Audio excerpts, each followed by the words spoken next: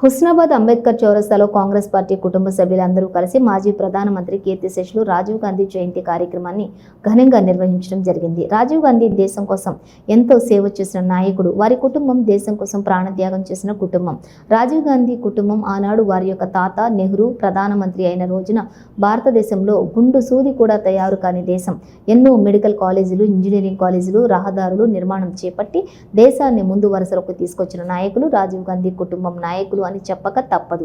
ఆనాడు ఇందిరాగాంధీ 20 సూత్రాల పథకాలతోటి పేద బడుగు బలహీన వర్గాలకు దగ్గరై ప్రతి గ్రామంలో ఇందిరమ్మ ఇండ్లు ఇవ్వటంలో కానీ ప్రభుత్వ భూములను పేద ప్రజలకు పంచిన ఘనత ఇందిరాగాంధీ కాంగ్రెస్ ప్రభుత్వం. అలాగే దేశానికి కంప్యూటర్ టెక్నాలజీని తీసుకొచ్చినటువంటి నాయకుడు రాజీవ్ గాంధీ.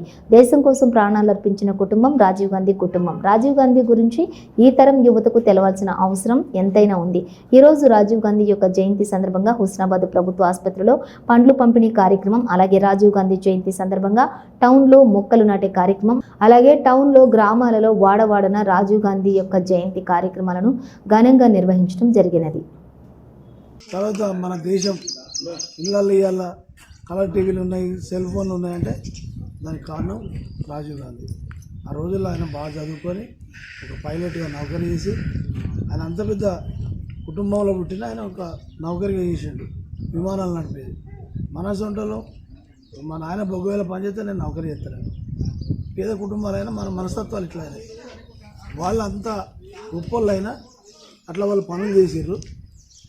ఎప్పుడైతే ఇందిరాగాంధీని సిక్కు తీవ్రవాదులు చంపారో ఆయన ప్రధానమంత్రి అయ్యాడు. మళ్ళా ఈ దేశానికి బాగా నష్టమైనటువంటి పని ఎల్టీటీ తీవ్రవాదులు చేస్తా అంటే దాన్ని అడ్డుకుంటే మానవ బాంబు రూపంలో ఆయన చనిపోయిండు.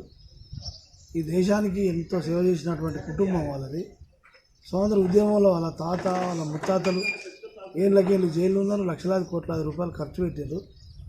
ఇప్పుడు ఏదైతే రాజీవ్ గాంధీ కొడుకున్నాడో రాహుల్ గాంధీ కొన్ని వేల కిలోమీటర్లు నడుస్తాడు.